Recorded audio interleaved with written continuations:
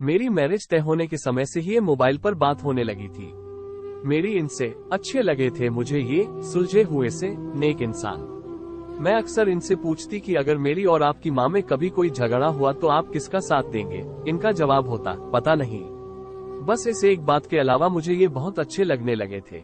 जब मैं पहली बार इस घर में आई थी तो बहुत अजीब सा था सब। मेरे घर में सब कितना घुल मिल कर रहते। कभी कभी तो हम मजाक मजाक में किसी एक को चिढ़ाने के लिए उसकी थाली में रखे खाने को खा जाते और यहाँ मजाल की कोई एक कमरे में एक टेबल पर बैठकर भी खाना खा ले। सब राजा बाबू, सबको अपने अपने कमरे में खाना खाने का शौक। इनकी माँ से बड़ा डर लगता मुझे, जाने कब टोक दे। मैं कभी भी सुबह सुबह उठने की आदी नहीं थी, पर यहाँ नियम से जल्दी उठ जाती। एक बार देर से नींद खुली तो देखा कि सासू माँ किचन में नाश्ता बना रही है। मेरे प्राण ही सूख गए कि आज तो ये बुढ़िया मेरी जान ले लेगी। पर कुछ कहा नहीं सासू माँ ने, बस पूछा कि तेरे लिए भी सेक दूं या नहा कर खाएगी।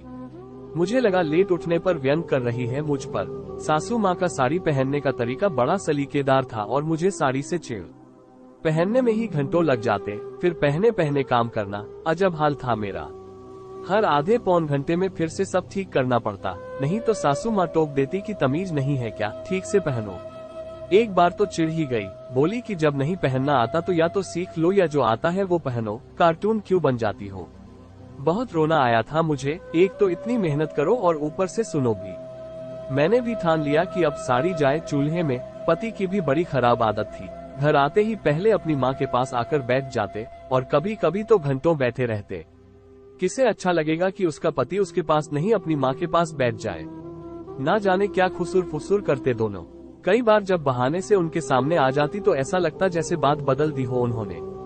एक बार ऐसे ही टोह लेने के लिए चाय बिस्कुट लेकर गई तो सासू माँ बोल पड़ी कि बेटा तू इतना क्यों परेशान होती है, कभी चाय कभी पानी, जा आराम कर या यहीं बैठ जा। उस दिन तो मैं चली आई, पर सोचा कि जब खुद ही कह रही है तो कल से साथ ही बैठोगी। साथ बैठी तो लगा कि ये लोग तो फालतू बातें करते रहते हैं या मेरे ही सामने ऐसा बन रहे हैं। जब मेरे बेबी होने वाला था तो डरते डरते पूछा था कि बच्चे का क्या नाम रखेंगे माँ। कितना खुश होकर सासू माँ ने जवाब दिया, कान्हा, और मैं डर गई। पूछ ही नहीं पाई कि अगर बेटी हुई तो। ना जाने क्या क्या सोच सोचकर मैंने वे दिन काटे और जब मेरे बिटिया हुई तो पिछले 10 दिन से रामायण पढ़ती माँ की आंख में आंसू देखे थे मैंने। खुशी के थे या दुख के पता नहीं, पर महीनों तक उसकी मालिश से लेकर कच्ची पोट्टी तक सब काम इतने जतन से करते देखा तो आज इतने सालों बाद मैं सोचती हूँ कि मैं खुद अपनी सास में माँ को खोजती थी तो क्या मैं खुद बहू की जगह बेटी बन पाई थी। पता नहीं क्यों हम बहुएं अपनी सास में माँ को खोजती हैं। अगर सास मेरी सासू माँ जैसी होती है तो ईश्वर से प्रार्थना है कि मेरी अपनी माँ अपनी बहू के लिए मेरी सासू माँ जैसी बने। कहानी अच्छी लगी तो लाइक शेयर और सब्सक्राइब करके जाना। मिलते हैं अगली कहानी में। जय हिंद।